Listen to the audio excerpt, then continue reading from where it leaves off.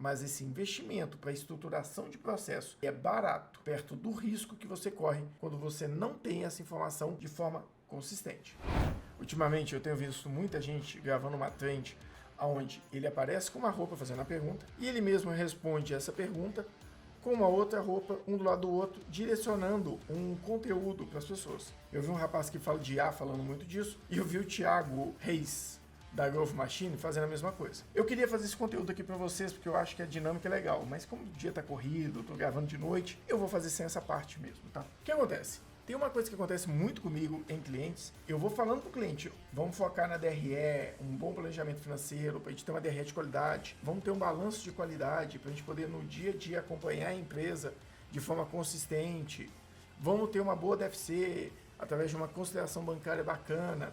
E eu vou falando isso com o cliente e ele nem sempre me dá atenção. E o que acontece? Acaba que lá na frente, ele assiste um vídeo no YouTube, assiste uma palestra, o cara mostra indicadores e vende aquilo ali de uma forma muito atrativa, e o cliente vai lá e tira uma foto, me manda um vídeo e fala, eu quero ter isso na minha empresa, eu quero ter esses controles, a gestão do meu negócio na palma da mão com esses números. E ele esquece que só faz sentido você analisar os números e indicadores na palma da sua mão se você tiver segurança que eles estão certos. E para ter segurança disso, tem etapas. Eu mostro em toda proposta que eu faço. Primeiro você organiza dados, transforma esses dados em informação para que você possa conciliar, transforma essas informações em demonstrativos que vai juntar informações de vários pontos para que você entenda o seu negócio e depois você cria indicadores vinculados à análise dessa demonstração que você faz. E aí sim, você pode ter segurança dos números e aí você pode controlar seu negócio através deles. O que eu quero mostrar para vocês aqui é que como algumas demonstrações financeiras baseadas na ciência da contabilidade podem te dar informações essenciais para o seu negócio. E ninguém tem muita dúvida disso, porque se você entrar na Bolsa de Valores e quiser avaliar qualquer empresa, você sempre vai ver indicadores e informações que vão estar baseadas em balanço, DRE e DFC. E é disso que eu quero falar aqui hoje. Eu separei algumas perguntas que são feitas para mim de forma repetitiva em clientes quando eu vou fazer uma apresentação financeira, e eu quero mostrar para vocês como essas demonstrações financeiras, de forma gerencial, estruturadas, podem responder à grande maioria dessas perguntas que os clientes me fazem ou desses indicadores que as pessoas acabam encontrando em palestras, em vídeos no YouTube, que querem implantar no seu negócio. Mas o indicador, ele é a ponta do iceberg, enquanto as demonstrações vão ser as bases desses indicadores, as informações e os dados é a parte submersa, mas é a maioria do trabalho. Mas vamos lá, deixa eu mostrar isso para você. Eu separei algumas perguntas clássicas do cliente. Viabilidade do meu negócio. É claro que você vai encontrar na DRE, porque ela vai te falar exatamente o que você fatura, custos que você tiveram, tributos, todas as despesas e quanto gerou de resultado. Se a empresa gera resultado satisfatório diante do investimento, ela é viável. Se ela não gera, ou se ela gera prejuízo, pode ser um negócio inviável e que deve ser estudado. Saúde da empresa. Balanço patrimonial.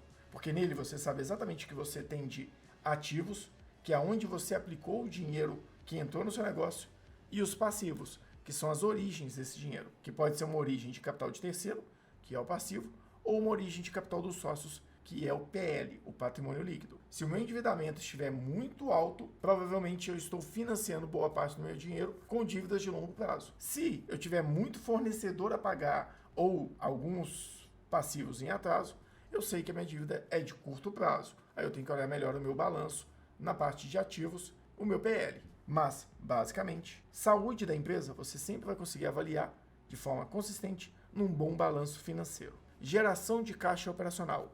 Você sempre vai encontrar isso na DFC. Ela vai te mostrar, separado em 3 grandes grupos, operação, financiamento e investimento, como que se comporta o caixa da empresa. E a parte operacional vai falar se sua empresa gera ou não caixa com a atividade operacional dela. Nível de endividamento, porque lá você tem todo o controle de endividamento da empresa. Você consegue saber dívidas de curto e longo prazo. E se você usa o dashboard da ProEustato, você tem a aba de endividamento, onde você tem isso detalhado e também replicado dentro do seu BI. Capacidade de liquidação de dívidas. Isso você avalia em 2 cenários. Primeiro, você tem que identificar o tamanho da dívida da empresa e o que é de curto e longo prazo. E automaticamente isso você tem dentro do balanço patrimonial. E aí você precisa entender o que a empresa gera de resultado financeiro, que vai estar lá na DRE.